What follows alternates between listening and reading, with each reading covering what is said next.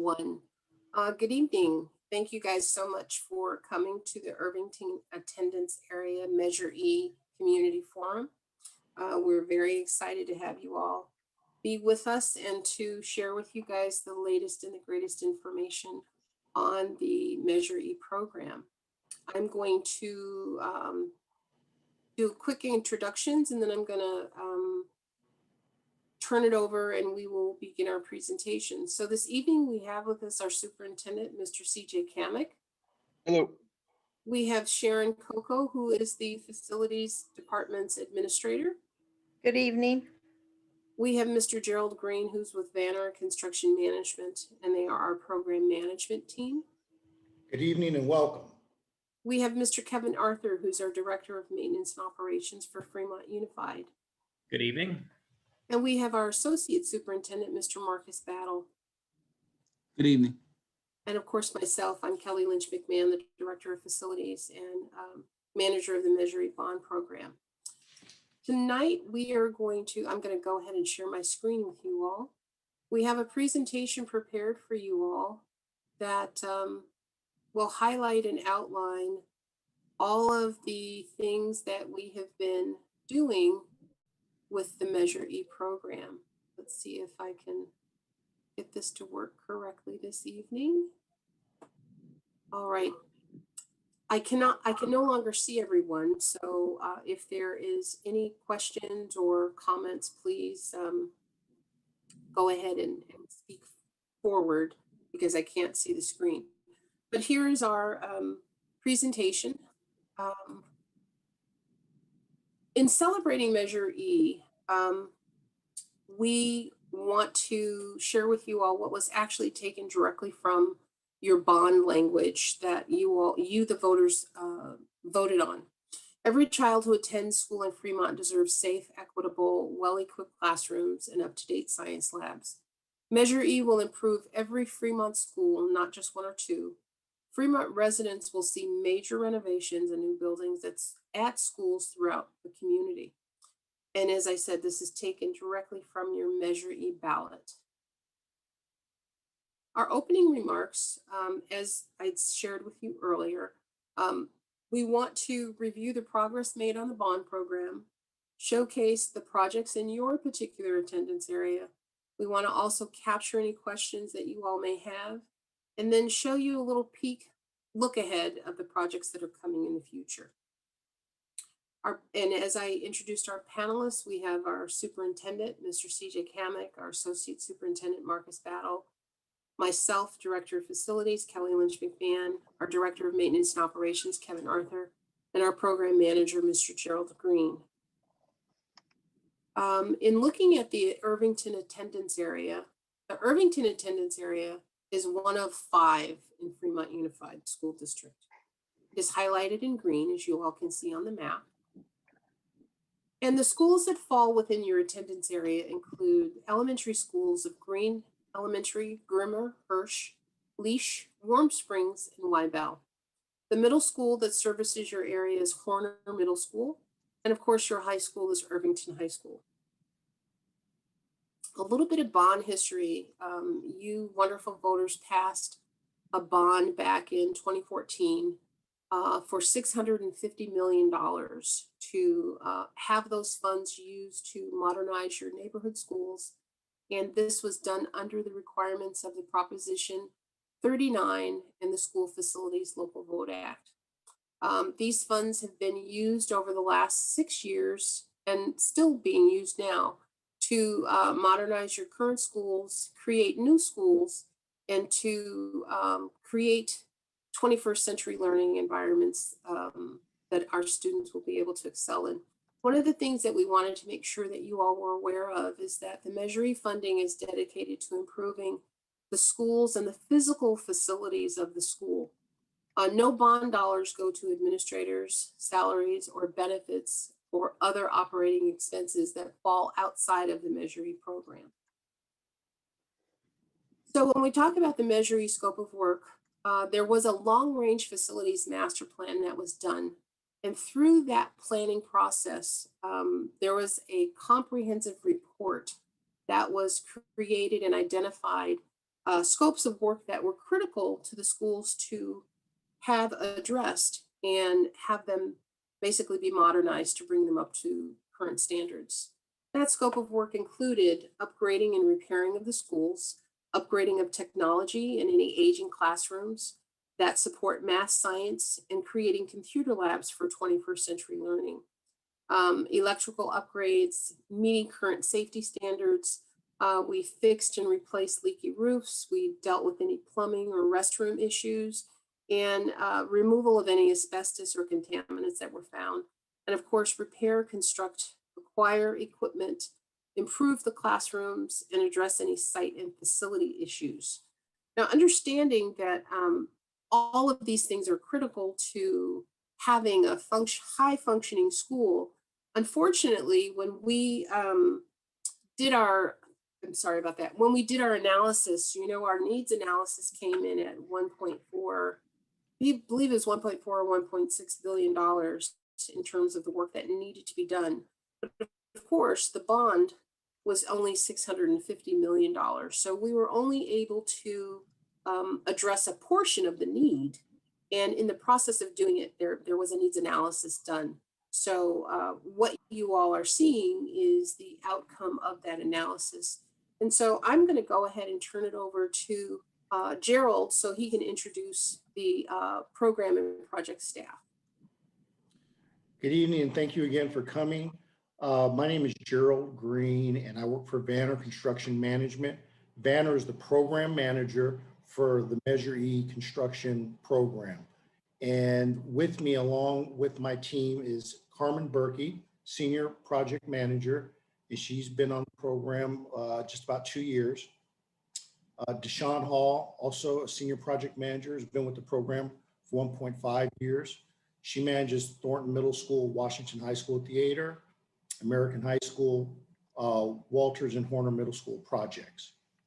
David Seth is a Senior Project Manager with us, and he is managing the Kennedy High School and Group 1 elementary school projects. Next slide. Also, we have Rajat Jacob. He's Assistant Project Manager. He's been on the program about 2.5 years, and he helps out with Thornton Middle School, Washington High School Theater, American High School, Walters Middle School, and Horner Middle School projects.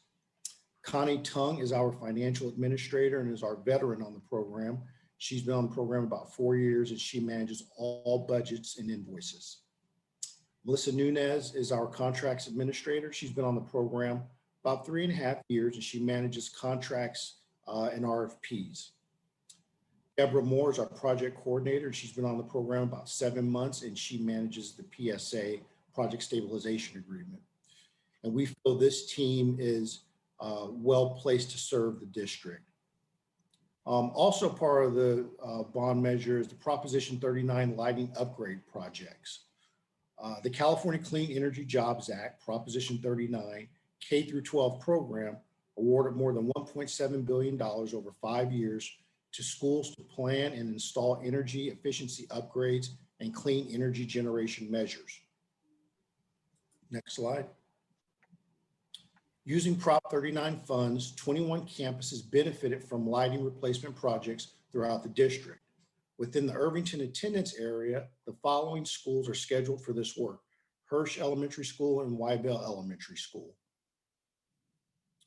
Next slide. And I'll turn it back over to Kelly for the budget overview. Thank you so much, Gerald. So this is a budget overview of the entire budget allocation for the Measure E program. So as you can see, to date, we have completed about $123,967,000 worth of projects. We currently have $501,997,138 in construction that is currently in progress. And we have $35,821,965 worth of projects that we have not yet started, but will be starting hopefully within the next year. We have no dollars for projects that are unfunded. And then we have a program contingency of $2,219,527. Then we also have additional funding specifically earmarked for Centerville and Hopkins based on a board action taken in December of 2018. And we have set aside $4,198,656. And I'm sure you all are asking, well, why did those two particular middle schools get special consideration or additional funding outside of the other middle schools? And the reason is that when Walters was under construction, as well as when Horner was under construction, there were some unforeseen conditions that occurred that caused the budgets to be increased. And so, trying to plan ahead and have some foresight, the board said, let's go ahead and set aside some additional funds. So, in the event we have any unforeseen conditions, we have sufficient funds available to address those so those projects don't get into a situation where they would not be completed. So currently, the Measure E bond total is $668,204,721. And I'm sure you guys are saying, well, wait a minute, that's more than $650 million that we had voted for and had allocated. Well, the funds that we have received actually are put into account and we draw interest. So what you see is a portion of interest earned, as well as dollars that we receive from state grants that we apply for, that we are being reimbursed from the state for specific types of projects that we had earmarked that we used bond dollars for. So that is why this dollar value is higher than the 650 million.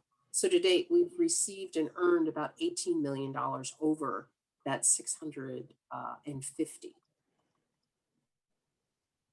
So when we talk about completed projects, this is a very simple diagram just to show you the scopes of work for the completed projects include IT upgrades.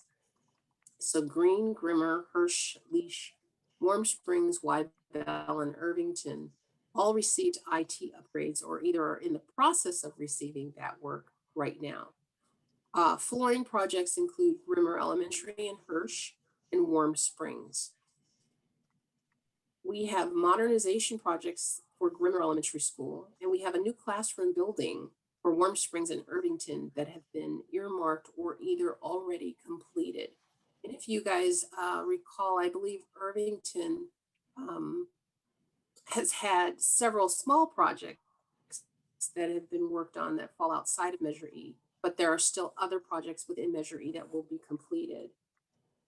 So the scopes of work for flooring, this is a very simple statement of what the actual budgets were, so you all can get an understanding of the size of the scope of the work. So demolition, abatement, and installation of flooring for Grimmer was totaling $235,231. Hirsch Elementary received $150,211 in the same scope of work. And then Warm Springs received $49,266 in demolition, abatement, and installation of flooring. When we talk about IT projects, there was a district-wide IT upgrade at all 34 campuses. I shouldn't say all, but 34 of the campuses. And what that entailed was the installation of new data cabling and racks for hardwired, as well as wireless access points that you now should be able to experience having a stronger internet connectivity at the campuses, as well as in the infrastructure associated with transmitting those signals and information within the district's internet system. Also, all of the campuses will receive voice over IP clocks, bells, speakers, and updated telephones. And I believe the telephone upgrade occurred and was completed in December.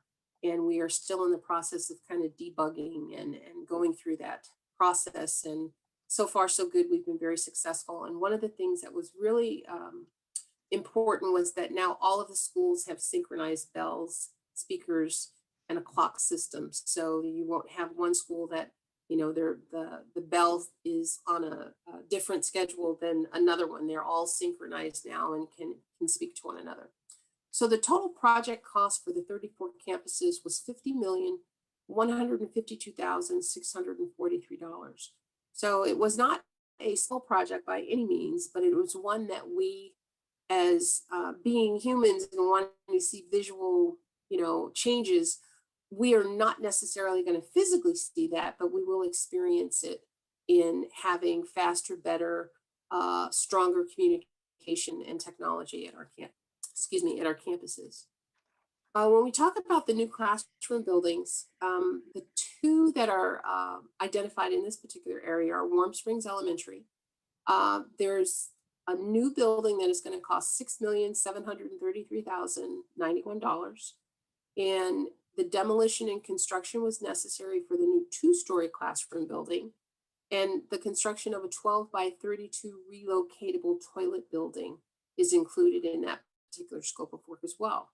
At Irvington, there's a construction cost of $8,414,778.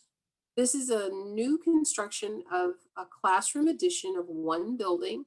It will be a two-story that will include 4 science classrooms, 8 small classrooms, 6 toilet rooms, 1 prep room, 1 lobby, 1 electrical room, and 1 data room. And of course, all of the wonderful support spaces that go along with that will also be included in this particular structure. The other thing that is happening, you're going to have modernization occur at Grimmer Elementary, and that construction cost is $2,615,150. That program includes HVAC upgrades, storm drain upgrades, door hardware upgrades, alternates for security fencing and ADA loading, and unloading of the parking scope. Electrical mains and upgrading of existing electrical main systems will be determined on a case-by-case basis, but that is addressed in the scope of work for us to do testing. And we've budgeted for some changes, but we will see once we kind of dive into that to see what is needed. So when we talk about the middle school conversion, this is one of our biggest projects and one that has been recently completed. The Horner Middle School budget is $98,393,197. It was broken up into 2 increments. And so increment 1 was your underground utilities, paving, and new site work. And so that scope of work was included in these areas. Sorry about that. My mouse doesn't want to seem to go. But in your increment 2, that included 2 new story buildings, which included your administrative offices, your classrooms, your science classrooms, your multi-purpose room. It includes your library and your classroom buildings. And it also included a new locker room and minor modifications to your outdoor play areas, as well as your common shared areas for play space between Hirsch and Horner. So here you see a couple pictures of the completed 2-story classroom building. This is your main entrance. And so you can see that is where guests would come, and the main office is to the right in the upper left-hand corner photograph. In the center is an upgraded and new computer classroom. And the picture to your upper right is the new track and field. And the lower left-hand corner is completed landscaping.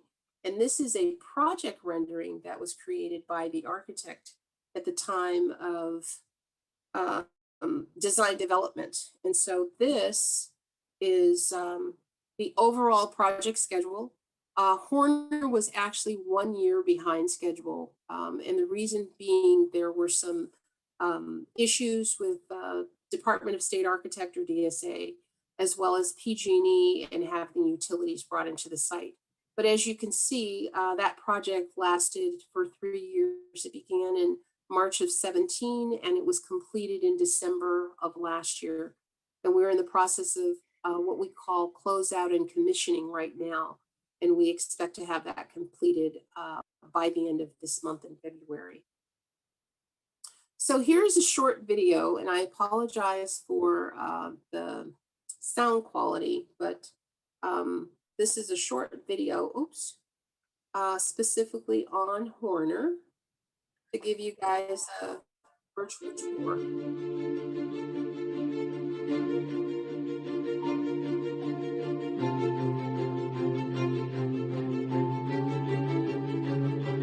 Flyover of the main entrance. And this is your two classroom, including manager meeting flyover. To your far right-hand corner, that is your virtual conditions.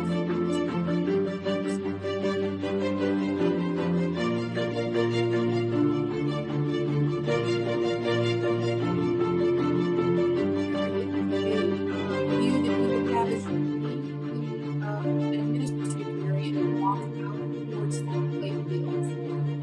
There's again a hard space. And the spaces are large enough for outdoor learning as well as spaces for learning.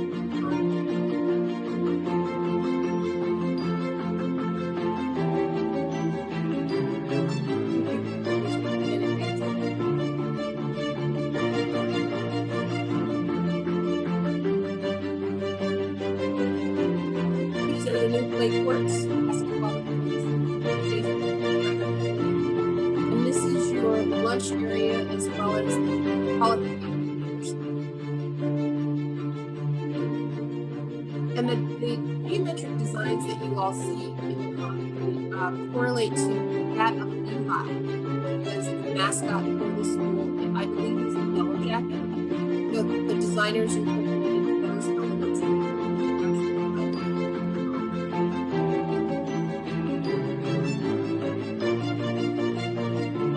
here's a typical classroom. Lots of fancy lights. And of course, new technology. This is one of the state-of-the-art science labs. Those tabletops in the labs are acid resistant.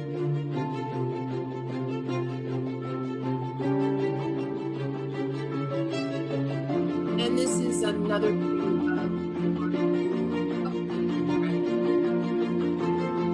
you have the ability to play football as well as soccer on the grass.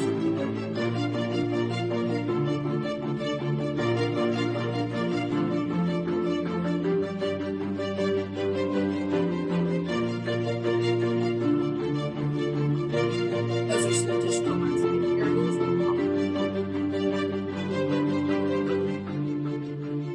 And this is the new entrance. So when you come to the school, you'll have a very different experience. Very open, lots of fresh air, lots of light, and you have meeting spaces available for parents as well as staff to meet and this is the access way to the principal office. And this is that's the model point. And that's the area.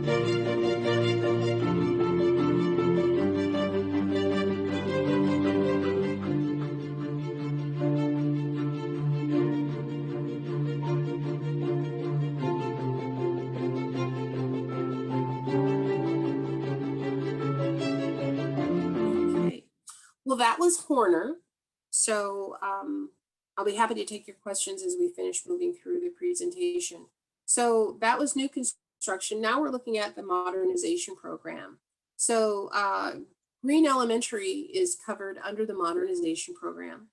And that project budget is $5,206,536. And that scope of work is the HVAC replacement, roof repair, flooring replacement, and of course, fixed furniture and equipment, or easily referred to as FF&E. I know that a lot of folks are going to be, I don't want to say disappointed, but these things are not things that we're going to necessarily visually see immediately upon the completion of the work. These are all the things that are kind of hidden behind walls and out of our visual perspective. That you guys will say, wait a minute, where's my $5 million gone to? Well, it's going to be gone to things that you can't physically see, or a lot of times are referred to as all the sexy stuff like the pretty walls or pretty furniture or creature comforts that we usually put in a classroom. These are all infrastructure related repairs and upgrades that we're going to be doing. So when we look at the milestone project for green, so right now we are in the pre-design phase. And what that means is that we have our design team working with the architects, the engineers, and our reviewing agencies to review our scope of work and to fine tune it to make sure it's appropriate for the project.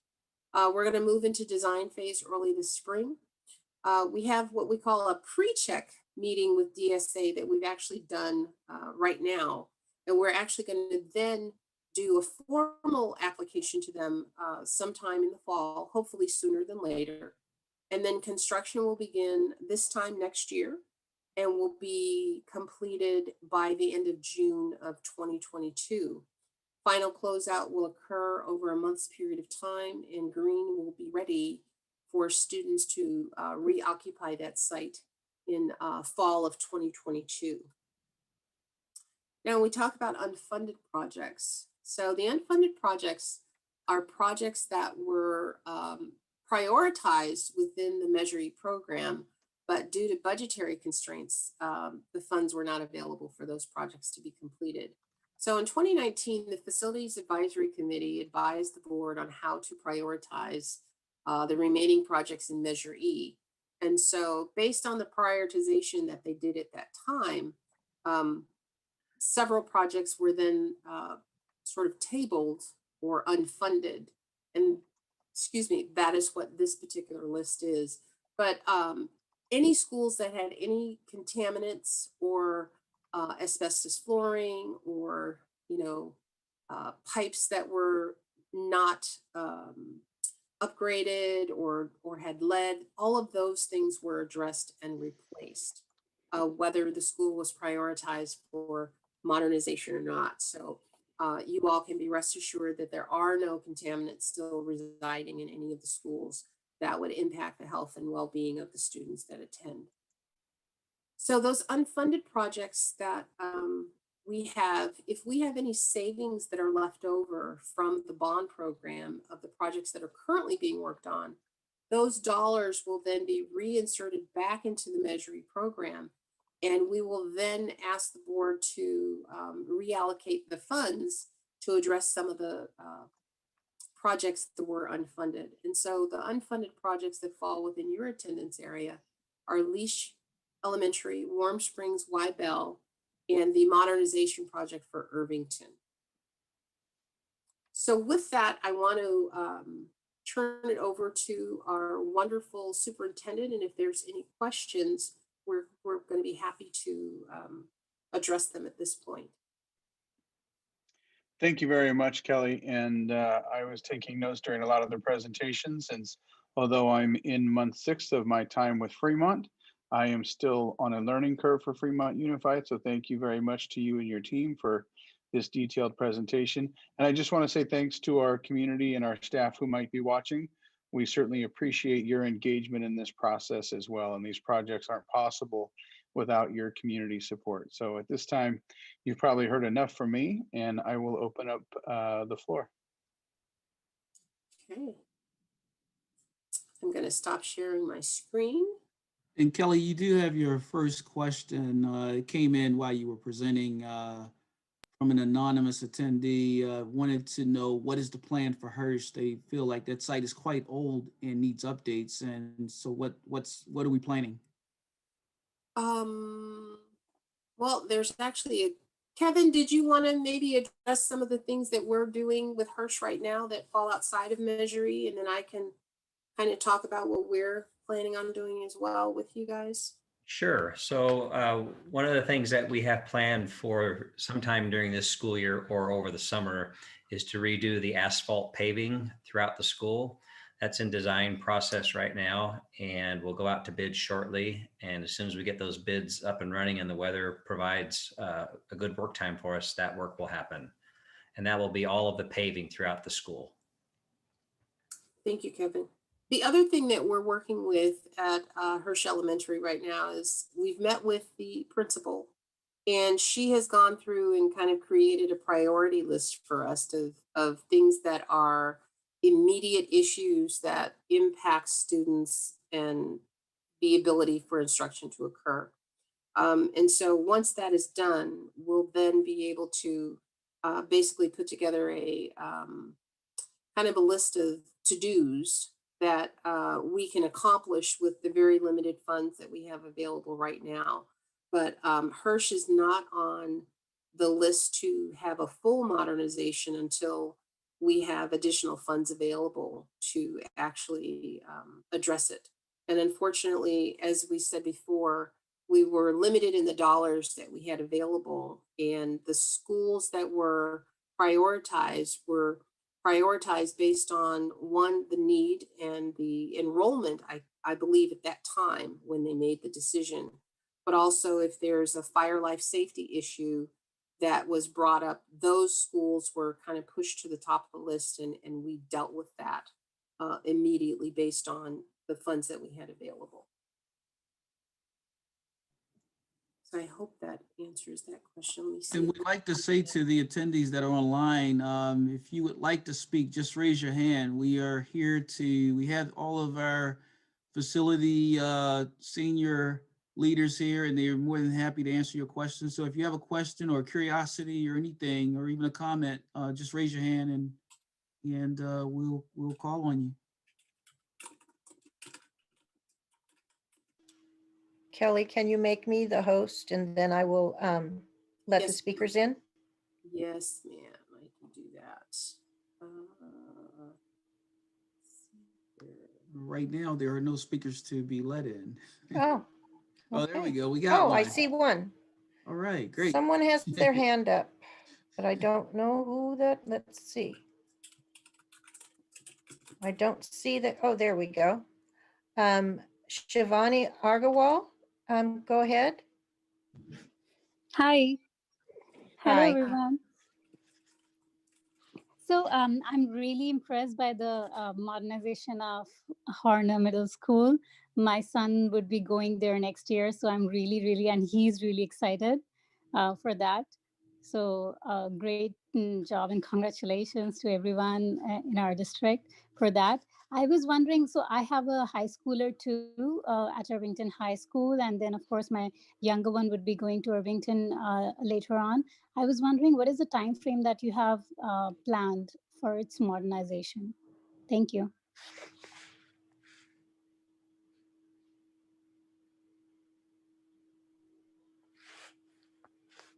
Kelly, you're on mute. Irvington is one of the schools that is not on the list of projects to be modernized at this point. Irvington is actually on the unfunded list. So as I had stated before, when we complete the projects that are currently under construction and we see if there's additional funding that's been not spent, we will then go back to the board and they will make a determination as to where those dollars will be spent. But one of the things that I believe it was Trustee Jones had mentioned at one of the other community forums is that, our need exceeded the dollars that we have available. So the next thing that we need to do as a district is to make a decision to go and get more money to continue building. But of course, that's left up to our administrators and of course you voters, if that's something that you'd like to do. But Irvington at this point is not part of the continuing projects that are being completed at this time.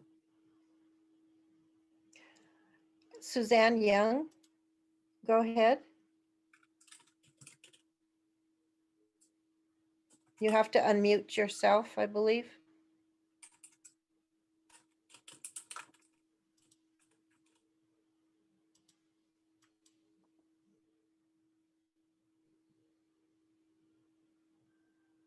Suzanne, you unmuted yourself, but then you muted yourself again. Right.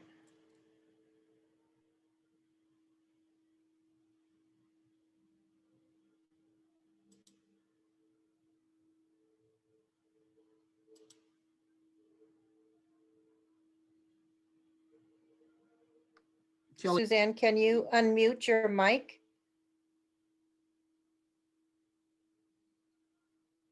Kelly, while we're waiting for, oh, she didn't mean to raise her hand. Oh, she didn't mean to raise her hand. Thank you so much. So, Kelly, we do have some questions, so I'll ask you some questions that have come in from the attendees. So Sam Johnson said, I've heard that Irvington High School attendance area will change in the next few years with some student residential neighborhoods added and some taken away. How was this change of neighborhoods in the attendance area taken into account for all the elementary school, middle school, and high school allocation of funds and projects for Measure E?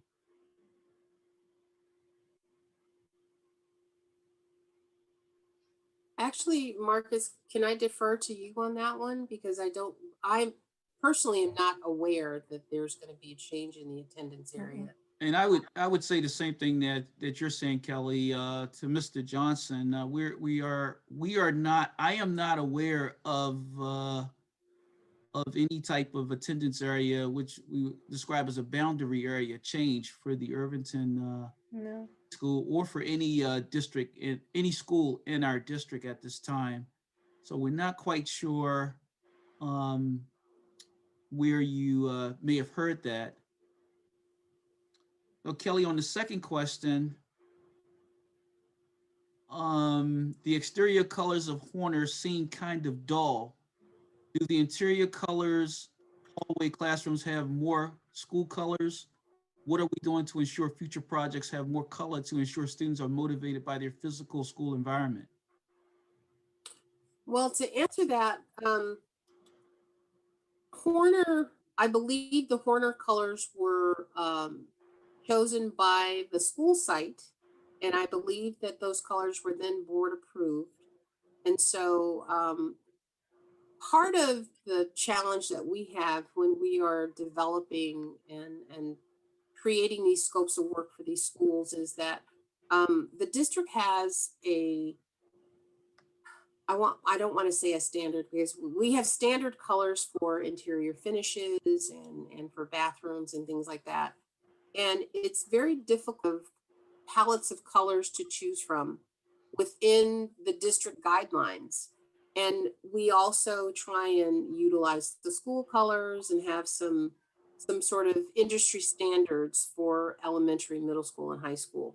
And so the process that we're going through is that the site committees are engaged.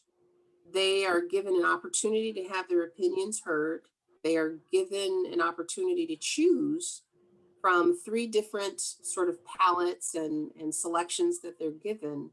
And then the facilities department then brings that back, evaluates it, makes a determination whether it's acceptable or not acceptable. And then we present it to the board for their acceptance, approval. And they have stated that they want to have the opportunity to see all the school colors and all of the things that go into each one of the schools prior to the implementation. And so that is something that we are currently doing. And so on these school committees, there is an opportunity for parents, and I think it's the site councils, where you all can be engaged and have an opportunity to, have input, or if there's ideas that you want to bring forth, you can bring them forth at that time. And they're either evaluated or they're determined to be, not acceptable or outside of our scope that we can manage. But that's the process that we're going through. And our designers are experts and highly skilled individuals who build schools, design schools, and are very much aware of what's necessary to keep kids engaged and motivated in their environments in the classroom. So if you guys notice, all of your new buildings have a lot more lighting, a lot of natural light that comes into spaces. They're not too bright of colors because you don't want to excite children and have them be disruptive. But we have tried to address that in many of the modernizations that we've been doing over the last year or so. So I hope that answers the question sufficiently. And Kelly, we have one more question from another attendee, and this is a follow-up to the Hirsch question. And it just basically, I'll sum it up this way. They're saying that the Hirsch, the building looks pretty old. How do we know it will stand up to an earthquake? Wow. Well, we don't know when anything is necessarily going to stand up to any earthquake because, once it gets past the 6.5, there's not much anything that we physically can build that will withstand that. It'll fall down. But there is an annual evaluation, and Kevin, you can kind of speak to this, where we do, you know, evaluations of our facilities on a regular basis, and Kevin and his team are constantly looking at the structures to make sure that they meet compliance and meet the standards that we have to meet in order for our schools to exist. So, Kevin, do you have anything to add to that? Not really, Kelly. You are correct. We inspect our schools regularly throughout the year. There is no way to know what would happen to a building with a major earthquake. The question is correct. They are old schools, as most of our schools are. But I would guess that any modernization that might happen on some of the older schools, that would be looked at in more detail by our engineers and architects. Thank you.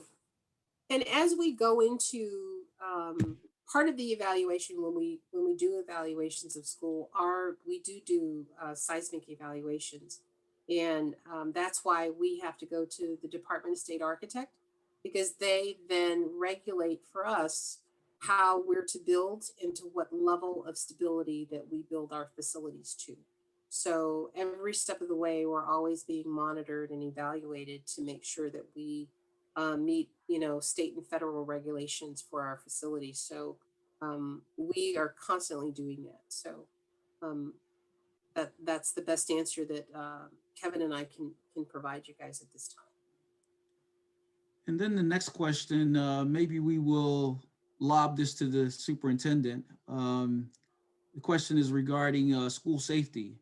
And for anonymous attendee, he's talking about, mass shootings and other weapons related crimes. How are we handling that, I guess, from a school district perspective? Thanks so much, Marcus. And there are no easy answers to that question. And as we look at any modernization of a school, one of the things that happens in some ways as a default is we look at the Department of State Architecture regulations, and they have started to change some of those safety procedures as it relates to classroom safety. Outside of that, we start to look at the larger facility safety. And there's things that we're always in discussion about when constructing or remodeling a school, things such as line of sight, things that including making sure that we have a balance of trying to allow for the circumstance where there is a dangerous situation on campus for students to be able to evade that situation. And one thing we have to remember, while it's not always comforting, is that even the most secure environment, when somebody is desiring to do harm to a place, it's very difficult to stop that in total. And so while I am new to Fremont Unified and haven't been here for all of those discussions, I can certainly imagine that our Board of Education, our community, and our staff have tried to find the right balance between constructing safe school environments. And then secondary to that, it's really about also practicing how we may respond. And that's always a difficult circumstance because it seems wildly unfair that we should have to review with youth how to respond in such a dangerous situation, or even for our employees who are trying to do the good service of working with students in public education. But due to recent events over the past few decades, we have across most school districts in the state of California implemented training procedures that differ from many years past. Things like run, hide, and fight, which are kind of the new standard safety protocol. And so those are things that we review with staff on an annual basis as well. I'm not sure from a Measure E perspective, Kelly, if you have any other information in specifics as to aspects of construction projects that have been specifically related to school safety and potential dangerous threats on campus. I don't really have anything other than what you've just shared. And as far as the facility goes, we have guidelines and standards that we have to adhere to that the Department of Education has mandated for us. And that is basically just looking at, door hardware, exits, and having proper paths of travel and the ability to lock down. And one of the things that was part of that policy or initiative that was mandated for the schools was the upgrade of the bell and clock system, because that's an integrated speaker system that allows, everyone to talk to each other at the same time, whereas we didn't have that capability before that. But we're constantly evaluating and looking at what the best practices are. But we are just following the CDE guidelines, which is California Department of Education guidelines for that.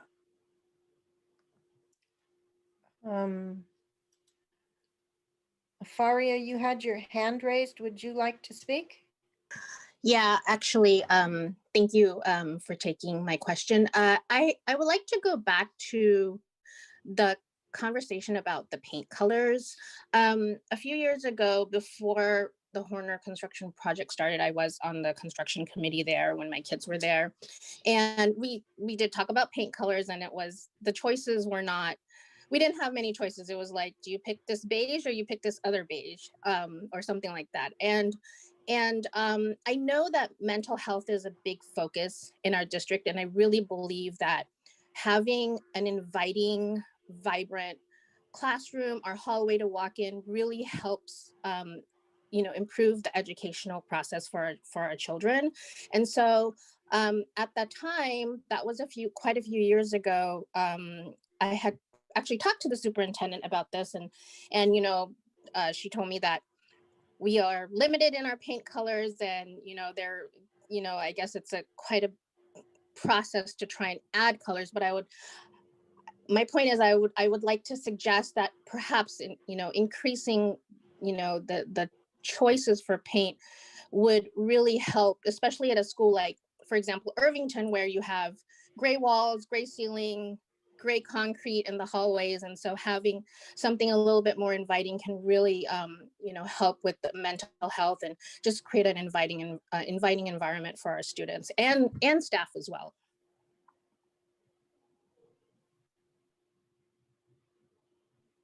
Thank you for that. I will definitely take that under advisement. I unfortunately, I've only been here almost a year next year, so I can't really speak for what occurred prior to my arrival.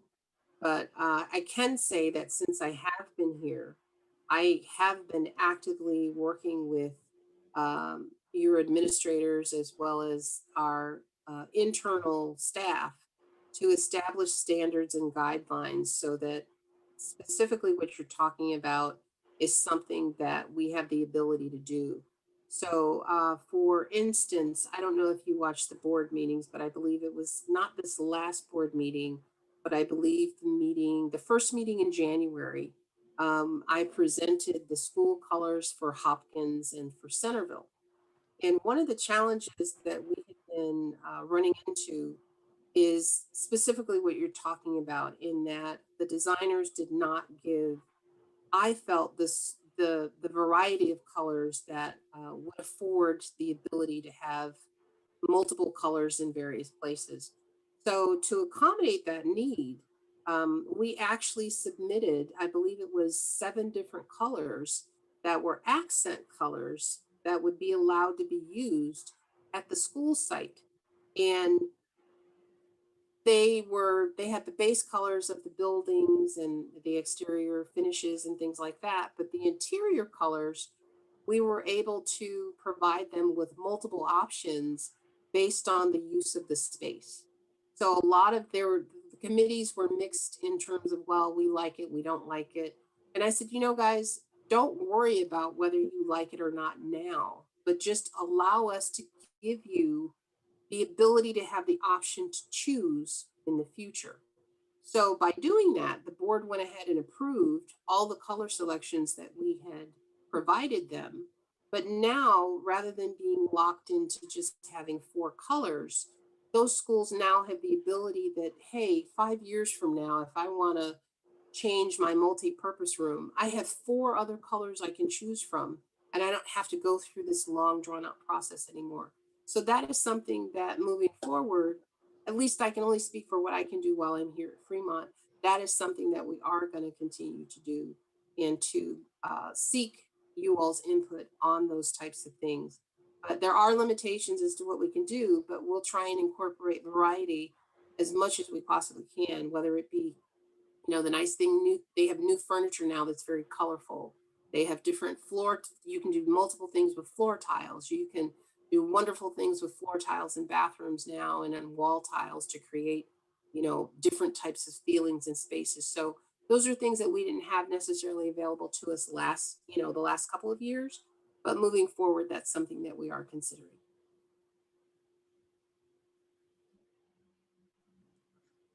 So we have about 5 minutes left. Are there any more questions from the attendees? Anyone else have one last question they'd like to get in? A couple of questions they'd like to get in before we close out. There are no more questions in the Q&A. There are no hands raised from the attendees. So we just gotta thank you. So Oh, I just got a we hand have- raised. Shivani Agarwal. Hi. So can you hear me? Yes. Okay. I have a question regarding Irvington High School. So I understand it's not any project that is coming up soon and it is not funded right now. But I was wondering about the bathrooms. Is there any plan to upgrade the bathrooms over there? Just a small project, like not a big building project, but anything regarding that? So part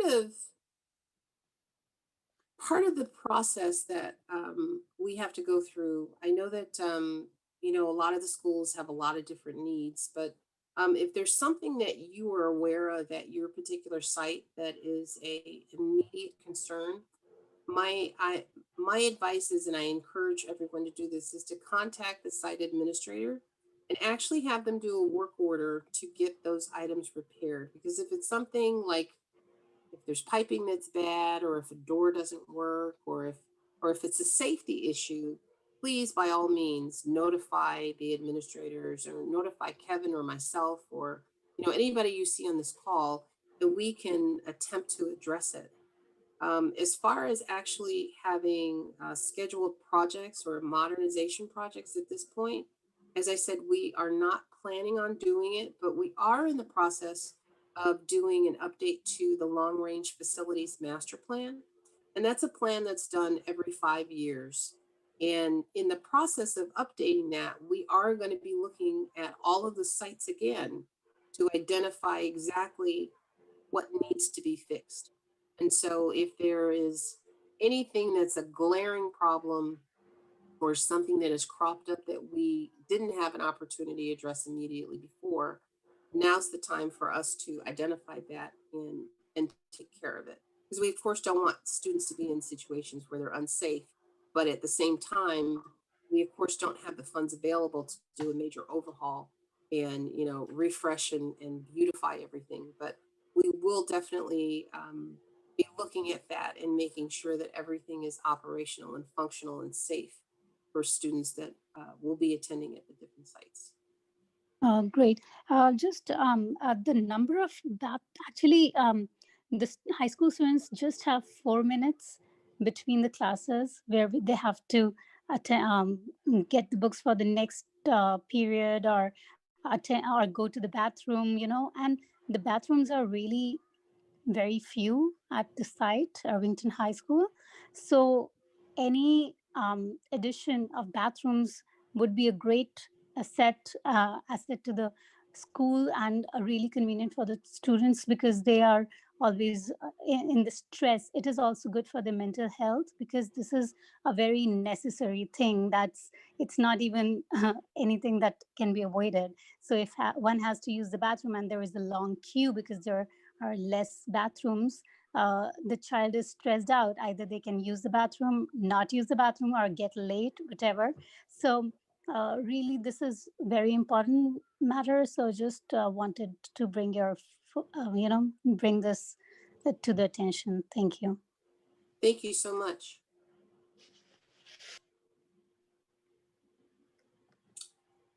Well, we are at 7:30. Wait a minute, Kelly, there's one more question. This will be the last question of the There evening. is one more, okay. Are the plans to create safe pedestrian access for Horner? Are there plans to create a safe pedestrian access for Horner? It doesn't seem to be a safe way for students to access campus, especially from Thurston Avenue side. Um, I actually received this earlier in an email and I did go online. So it's my understanding, and I looked at our plans that we had reviewed and got approved by the board. Um, there are existing, there's an existing crosswalk on the corner, and the sidewalks were actually made wider. And then there's access and entry points for the students to access the site from the parking lots, as well as there's a perimeter walkway directly around the entire campus. And as you guys know, as you go by there, the interior of the campus is locked off. But in terms of students accessing the site, there are existing City of Fremont crosswalks as well as pedestrian friendly walkways.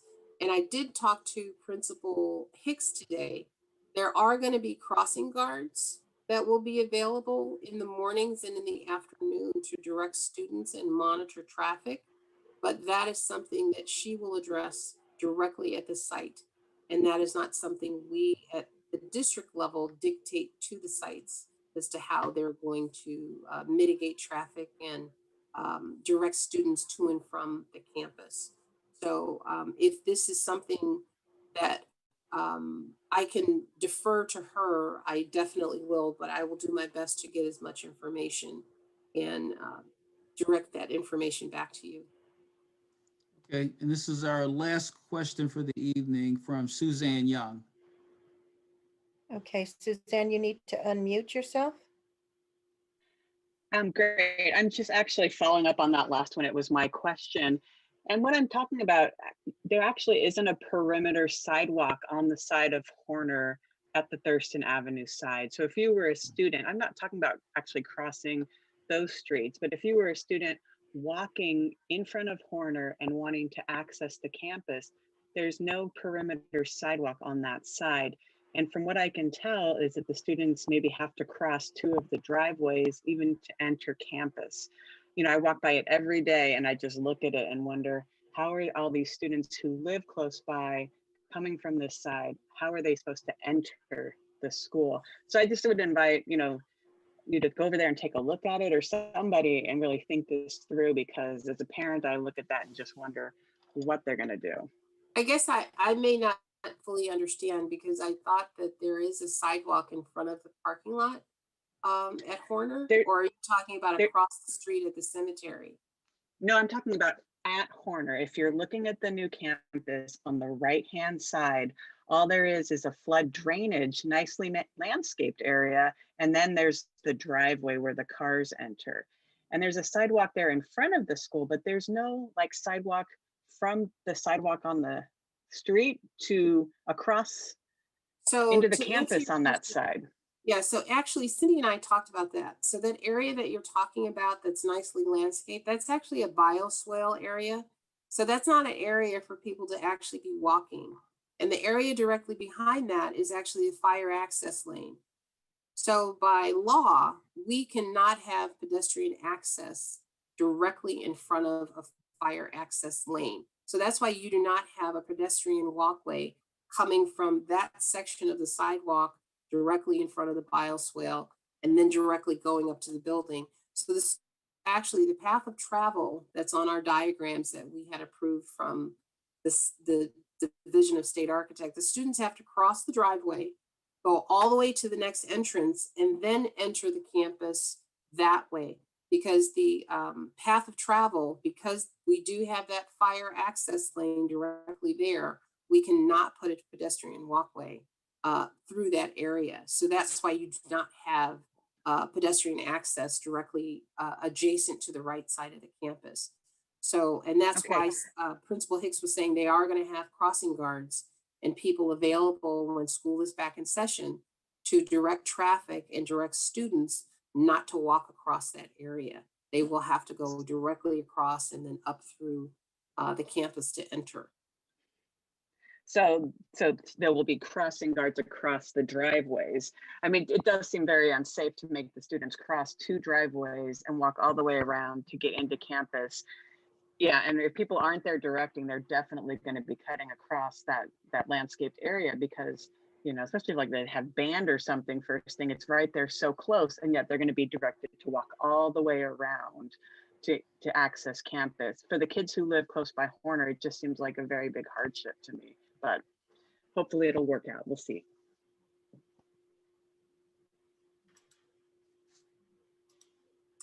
Thank you for your question, though. All right, Kelly, I think that's it for this evening. I will let you close it up, Associate. Well, we'd like to, first of all, thank all of our attendees and thank everybody in the audience tonight. This is, Kelly, this is our third Measure E meeting to the community, and we have 2 more meetings to go to provide an update of our bond program and some of the great work that's happening in the district. So once again, if anyone has any questions after we conclude, you can please send those to anybody on the panel and we'll make sure that it gets answered. And we thank everybody for coming out tonight. And I will turn it, see if our superintendent has any final comments before we leave. Thank you, Mr. Battle. No, only my gratitude to staff and thanks to our community members for being engaged, for asking questions, and for being here to learn about what's happening with their community investment. So we really appreciate that partnership. Thank you. Okay, Thank you. Have a good night. good night. Thank you.